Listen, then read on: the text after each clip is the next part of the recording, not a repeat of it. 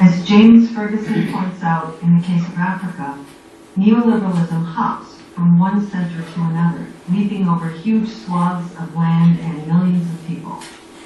제임스 퍼거슨이 아프리카의 사례를 다루면서 지적했듯이 신자유주의는 하나의 중심에서 또 다른 중심으로 깡충깡충 뛰어다니면서 거대한 면적의 땅과 수백만 명의 사람들을 건너서 뛰어다닙니다. Neoliberal governmentality does not give name to something that simply exists inexorably as reality, or something that evolved within the dynamic of market and political forces. 신자유주의적 통치성은 어떤 실제나 현실로서 불변인 채로 존재하는 어떤 것을 지칭하는 게 아니고 또 시장과 정치 세력들의 동력 내부에서 진화한 어떤 것을 지칭하는 것도 아닙니다. Nor is it simply an imposition of the IMF and other financial forces upon the world. 또 IMF나 기타 다른 금융 세력들이 이 세계에 부과한 어떤 것도 아닙니다. Foucault's studies in governmentality undermine the self-evidence of neoliberalism in the face of both its proponents and its critics. 푸코의 통치성 연구는 신자유주의에 대한 지지자들과 비판자들 모두 앞에서 그 신자유주의의 자명함의 기반을 약화시킵니다. By undercutting both sides in the debate, Foucault does not hope to squash debate and struggle, but to undercut the positions of pro and con, to make way for another struggle. How should we govern ourselves? 이 논의의 양쪽 모두를 약화시킴으로써 푸코는 논의와 투쟁을 억압하려는 것이 아니라 찬반 양론의 입장을 비판해서 또 다른 싸움의 길을 열려는 것입니다. 그 싸움은 우리가 어떻게 우리 자신을 통치할 것인가 라는 문제입니다. The answer to that question given by neoliberal governmentality has come to us in the form of the deregulation and privatization of schools, prisons, military, philanthropy, and in many other institutional settings by which the functions of government are overtaken by market forces. 이 질문에 대한 신자유주의적 통치성이 제공한 대답은 시장 세력에 의해서 정부의 기능들이 장악되는 과정, 즉 학교나 감옥, 군대, 자선활동과 같은 여러 제도적인 장소들의 탈규제화와 사유화의 형태로 지금 우리 앞에 놓여 있습니다. For some, this is the pathway to freedom, and to others, it is the pathway to oligarchy or worse. 어떤 사람들에게 이것은 바로 자유를 향한 길이며 또 다른 이들에게는 과두제 또는 그보다 더 나쁜 것, 악한 것으로 향하는 길입니다. But for Foucault, it is yet another instance of liberalism reinventing itself by way of critiquing itself for governing too much. 그렇지만 푸코에게 이런 현상은 자유주의가 자기가 너무 많이 통치했다고 자기 비평을 하면서 자기 자신을 재발명하는 또 다른 사례에 불과합니다. We are already witnessing the opposing critique that it governs too little in protests against neoliberalism around the world. 우리는 이미 신자유주의가 너무 적게 통치하고 있다고 하면서 신자유주의에 반대하는 항의들을 전 세계에서 목격하고 있습니다. If the objective is to open a question of how we should govern ourselves and to avoid another iteration of liberalism as the answer, such protests will have to take the form of inventing another style of government.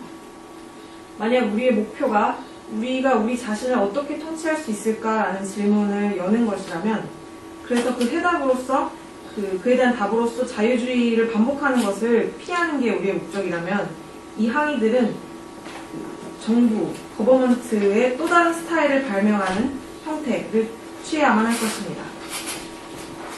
This too is underway in the horizontalism of the indignados in Spain, in the anarchism and general assemblies of Occupy Wall Street, and the rejection of development of Taksim Square in Turkey, and I hear it is also currently the case in South Korea as well, in protests against the government's handling of the sinking of the ferry. 이러한 과정 또한 전 세계에서 진행 중인데요. 스페인의 인디그나도스, 분노한 자들의 수평주의라고 표현되는 것 같습니다. 호라이전탈리즘에서 또 월가를 점거하라 시위의 아나키즘과 총회들에서 또 터키 탁심광장 개발 거부 운동에서 또 한국에서 그 세월호 참사 이후에 진행되고 있는 시위들에서도 진행되고 있다고 알고 있습니다. The protests against neoliberal governmentality are popping up around the world. 신자유주의적 통치성에 맞서는 항의들은 전 세계에서 출현하고 있습니다. Only time will tell us if they are the basis of liberalism reinventing itself or genuine opening to the question, how should we govern ourselves? 이러한 항의들이 자신을 재발명하는 자유주의의 기초인지 아니면 우리가 진정으로 우리 자신을 어떻게 통치할 것인가라는 질문이 열리는 과정인지 그것은 오직 시간만이 알려줄 것입니다. The translation took less time than I thought. 생각보다 통역이 별로 시간이 많이 걸리지 않았네요. 감사합니다. 네. 박수 이렇게 하실 거예요.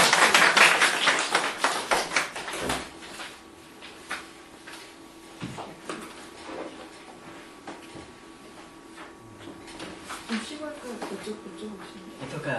잠깐 그냥 쉬고 서 할까요? 싶었는데 뭐 그냥 얘기해도 될 것 같아요. 어떠신지. 하나님은 하나님 여기 이렇게 갑자기 무슨 이런 경험이 많지 않으셨을까 모르겠는데 너무 고맙고요. 어떻게 선생님께서는 잠시 휴식을 갖는 게 좋을까요? 아니면 바로 하는 게 좋을까 한번 여쭤봐주시겠어요? We'd like to know if you would like to take a break or you would like to continue with the program by taking questions from the audience. I would be happy to take questions. 질문 받겠다고 하십니다. 예. 저요. 제가 제대로 이해했는지 모르겠는데, 제가 제대로 이해를 했다면, 계속해서 안티테제들이 만들어지는 상황이 신자유주의적인 통치가 되는 지금 현재의 상황을 가지고 얘기하신 것 같아요. 그런데 여기에서 선생님은 신을 발명하는 주체가 질문이 잘 만들어진다.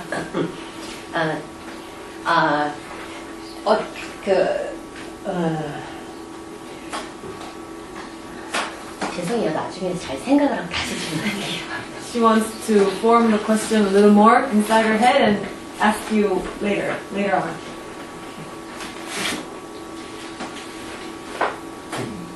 신자유주의가 계속 지금 변화하고 있다라는 요지로 말씀하시는데 거기에 대해서 시민들이 어떤 대비를 해나가야 되는지 지금 말씀을 안 하셨거든요. 혹시 개인적인 생각이 있는지 좀 알려주세요. You have said that neoliberalism is constantly changing, but you have not spoken about what citizens can do in the face of the changing neoliberalism. So if you have any personal ideas about the subject, please share. I believe that people are all over the world right now challenging neoliberalism in countless kinds of ways. You want to translate that and then I'll continue? 지금 현재 사람들이 전 세계에서 신자유주의를 무수한 방식으로 반대하고 있다고 생각합니다. One of the most important is in direct action movements which govern themselves in ways that don't foreground the state. Don't foreground? Yes. They don't make demands upon the state. 오케이. 이러한 항의들 중에서 가장 중요한 것들 중 하나는 직접 행동들이 이제 자기 통치의 방식들을 고안해내면서 국가에게 요구를 하는 형태의 운동을 하지 않는 그런 항의들이라고 생각합니다. For example, the horizontal movements in Spain are without leaders. They take very unusual forms, very unlike traditional social movements. They don't take demands. Many of them even say they are not political. 예를 들어서 스페인에서 일어나고 있는 그 수평주의 호라이전탈 운동에서는 일단 리더가 부재하고요. 그리고 예전과는 다른 특이한 방식들을 취하고 있고 또 요구를 국가에 하지 않고 또 그들 중 일부는 자신들이 정치적이지 않다라고 말을 하기도 합니다. People took over factories, markets, all kinds of forms of life, from production to consumption, education. They're taking over and through direct action are reinventing the art of government.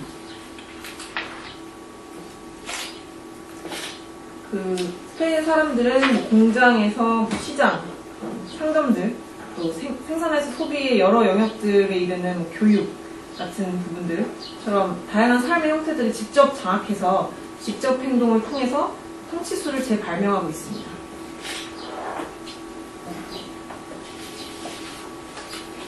So I'm optimistic about the possibilities of resisting neoliberalism, not only by tearing down international financial institutions and fighting against austerity measures, but also, and more especially, in the ways that people are already reinventing government.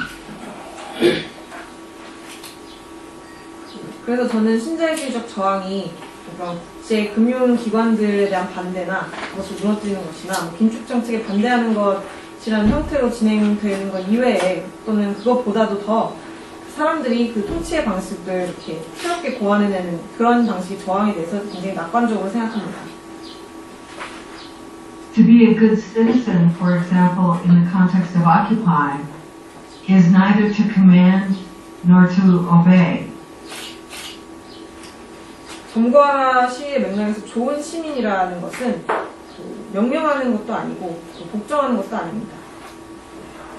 There's a prohibition against speaking for others. 타인을 대신해서 말하는 것에 대한 어떤 금지 같은 것이 점거와 운동 내부에 있습니다.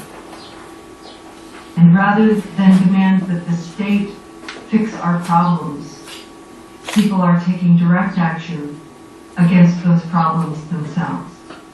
국가가 우리의 문제를 해결해 달라고 요구하거나 기다리기보다는 직접 행동을 통해서 그 문제를 직접 해결하려고 하는 그런 방식을 취하고 있습니다.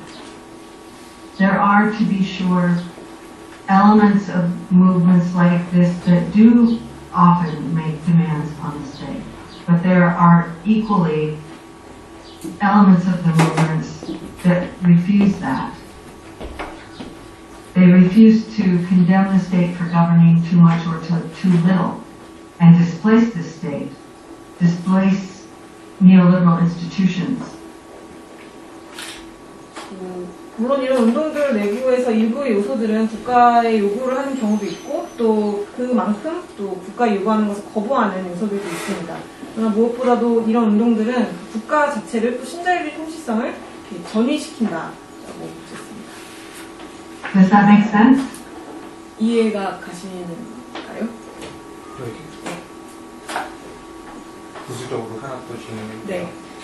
지금 일본 같은 경우는 제가 듣기로는 일본 지금 기성세대랑 지금 20대나 그 교육을 받는 세대 자체, 부의 편중 자체가 기성세대에 몰리다 보니까 사회에 대한 지금 사회 의식에 대한 부분이 문제가 된 소지가 지금 발생하고 있다라는 얘기를 들었거든요. 혹시 그런 부분에 대해서는 알고 있는지 좀 궁금합니다. 네. 사회 의식에 대해서 문제가 발생한다는 어떤 현실에 대해서 그냥 안주하는 의식이 많다라는 얘기를 들었거든요.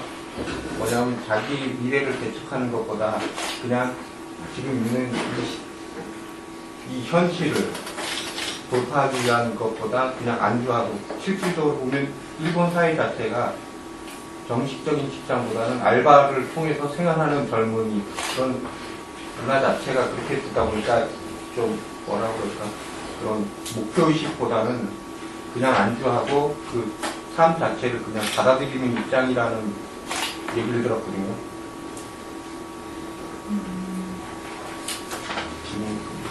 저는 기성세대로 부가 편중되고 20대가 불안정 노동이나 그런 알바라는 삶의 형태를 점점 취하게 되면서 그 현실을 현실에 돌파하려기보다 어떤 무력감 속에서 그냥 현실을 회피하는 네, 현실을 회피하는 그런 현상이 벌어지고 있는 것에 대해서 네. 알고 계시는지. 아니, 그거에 대해서 어떻게 생각하세요? He spoke about a social phenomenon in Japan where the wealth is central. Most of the wealth is concentrated to the older generation, and the younger generation, mostly in their 20s, their labor states are precarious and irregular, and their vision of the state or their vision of the future is they do not try to change the future. They just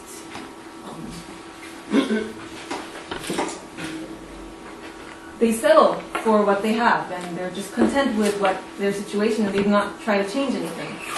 Do you know about this kind of phenomenon happening worldwide, and what are your thoughts on it? It's difficult for me to believe that an entire nation of young people is not engaged in any kind of effort to reinvent government, to solve problems. That's so many people. How could so many people be silent? 하나의 국가 전체의 젊은 세대 전체가 통치 재발명을 위해 아무런 노력도 하지 않고 침묵하고 있다라는 것은, 그렇게 많은 사람들이 그럴 수 있다는 것은 잘 믿기지 않습니다. There must be artists and activists, all kinds of people doing things that could be sources of resistance, that could be sources of reinvention. A whole nation of young people cannot be just sitting there. I don't know how else to put it. 예술가들도 있을 것이고 활동가들도 있을 것이고 온갖 종류의 사람들이 저항을 또 재발명의 시도들을 하고 있을 것입니다. 뭐 한 국가의 젊은 세대 전체가 조용히 침묵하고 있다, 이거는 좀 믿기가 어렵습니다. 네, 다르게 어떻게 말씀드려야 될지 잘 모르겠습니다. 예, 저 이제 좀 같은데요. 시도를 해볼게요. Can you ask if that seems naive? 좀 순진한 대답처럼 들리는지 That I seem 물어봐봤습니다. naive? 현실을 모르는 그런 대답인가요? 제가 대답을 할게요. 지금 선생님이 얘기를 하시는 거는 자기 의견에 대해서 누구나 자유롭게 말을 할 수가 있고, 그런 문화에 있는 미국의 경우와 일본은 좀 다를 것 같다는 생각을 갖고 있고요. 그리고 저의 질문을 만들어 보려고 했는데요. 선생님께서 말씀해 주신 전체 내용을 되돌아보면 미래에 무엇을 하자가 아니라 어떻게 현재를 관계하는가에 대해서 하는가에 중점을 두고 하는가가 기본적인 이 글을 쓰시는 태도라는 생각이 들었습니다. 그렇지만 책 제목에서처럼 시민을 발명해야 한다라는 어떤 행동 강령 같은 거를 말을 하신다면 방법론은 늘 생각해 보셨을 법도 한데요. 그것이 뭐 선생님처럼 사람들이 자신의 의견을 계속 말을 하고 정보가 이러면 안 돼 라고 얘기를 하면서 또 심리적으로 계속해서 싸우고 어떤 대화를 만들고 하는 경험이 축적이 되면 다중 같은 그룹이 사후적으로 선택을 하겠다는 믿음을 갖고 계신 건지 궁금합니다.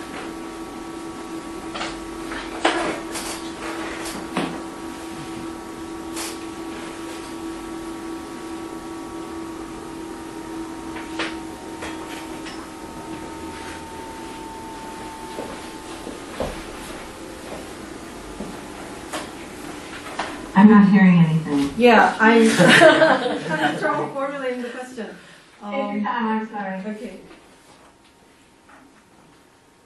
제가 할까요? 네, 하실 수 있어요. 해주세요. 네. 네. 아니, 그냥 말씀하시면 돼요. 네. If I try to answer to you, Can you hear her? can you hear me? Can you hear? Try again. 저 마이크가 되게 가까이 이러고 올 수 있을 것 같은데요.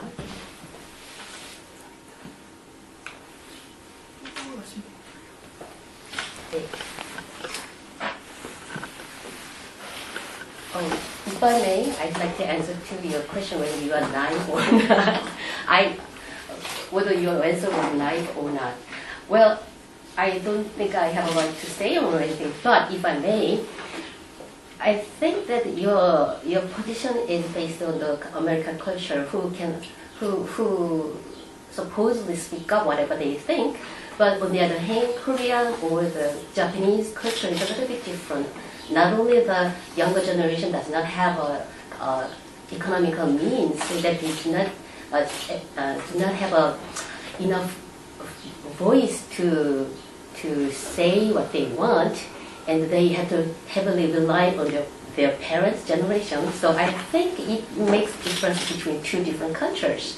It's my first answer. And the question is that the impression I got from your lecture was that what you are saying is not about what we have to do in the future. It is more about the how we deal with the current or the present time. I think that is a tone of what you're saying. But as the title suggests, that you have 영어 타이틀이 뭐야? Will to empower. Will to empower. 네. However, the Korean translation of your book was that we have to invent citizens. So I guess there is some kind of misunderstanding from my side. So if you want to invent what citizen is, then you might want to consider the methodology and how we gonna achieve to that goal. And if that, that are you also suggesting that the neoliberals keep conflicting each other or reinventing itself to adjust to the practical demands from the citizens? And if citizens also speaking up what they want and what they are thinking of, then those experience will be accumulated in the future, and their consensus would eventually be selected in the posteriorly.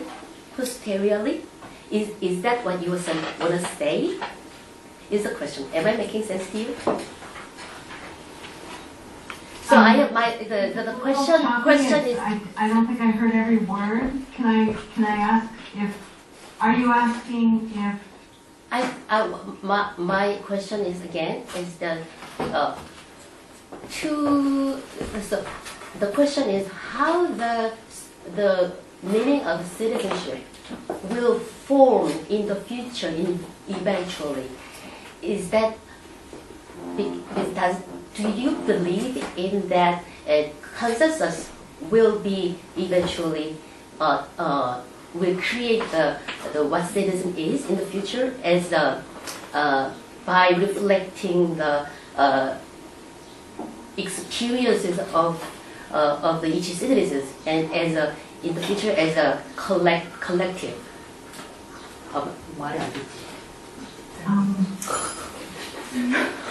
I'm not positive that I understand, but my book is about relations of empowerment. It's about people who want to use their resources and their power and exert their will upon others with the hope of empowering them.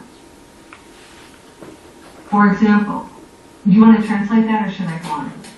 오케이. 제 책은 인파워먼트 관계에 대한 내용입니다. 자신들 자원과 자신들이 가진 것을 사용해서 타인의 인파워먼트를 하기를 원하는 그런 관계에 대한 이야기입니다. For example, when somebody goes to try and organize young people to take action, whether it is to clean up the streets or to overthrow the state, they aim to empower that young person. 예를 들어서 누군가가 이제 어떤 행동을 위해서 젊은이들을 조직하려고 할 때, 그러니까 뭐 거리를 치우러 가자든지, 국가를 전복시키러 가자든지, 조직을 하려고 할 때, 그는 그 젊은이들을 인파워 시키려고 하는 것입니다. When our former President Bush invaded Afghanistan, he did so in part, he said, to empower the women of Afghanistan. 부시 전 대통령이 아프가니스탄 침공할 때 그는 우리가 아프가니스탄의 여성들을 인파워하고자 한다라고 말한 적이 있습니다. Empowerment can be used for good or for ill.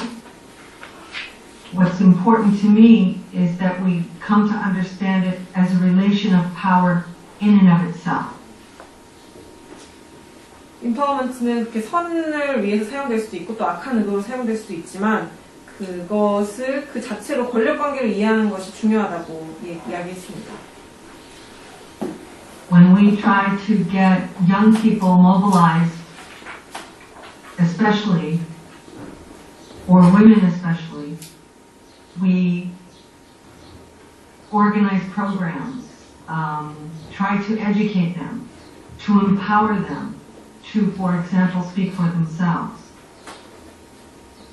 우리가 젊은이들을 이렇게 조직하려고 할 때, 또는 여성들을 움직이게 하려고 할 때, 특히 여성들의 경우에 우리는 어떤 그 프로그램들을 이렇게 짜고, 뭐 예를 들어서 그들이 스스로 자기 의견을 말할 수 있게 이렇게 도와주는 또 교육 프로그램 같은 것을 마련합니다.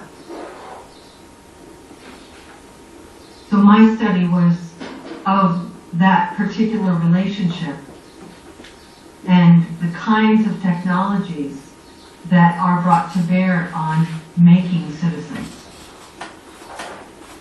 저의 연구는 바로 이 특정한 관계에 집중한 연구였고, 그렇게 시민을 만들어내는 그 기술들에 대한 연구였습니다.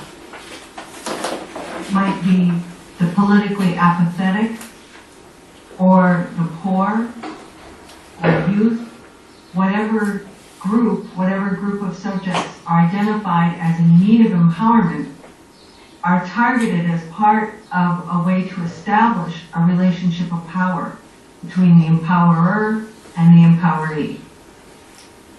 정치적으로 무관심한 사람들이든 빈민이든 청년층, 젊은이든 간에 인파워가 필요한 집단이 설정되면 그것은 그 인파워하려는 사람과 인파워돼야 하는 자 간의 권력관계를 수립하고자 하는 의도가 거기에 있다라는 사실입니다. When we attempt to empower someone to give them a voice, we usually have something in mind about what they should say and how they should use that voice. 우리가 누군가에게 목소리를 부여한다, 그러기 위해서 그를 인파워하고자 한다라고 할 때는 대체로 그들이 어떤 얘기를 해야 하는지에 대한 생각, 또 그 목소리를 어떻게 사용해야 되는지에 대한 생각이 인파워는 우리의 머릿속에 이미 있습니다. Thus, the will to empower is an exercise of power. 따라서 인파워의 의지는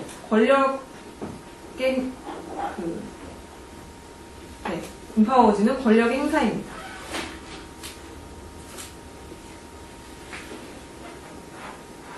I have no idea if that answered the question. 그래 되었습니다. 고맙습니다. She said it was helpful.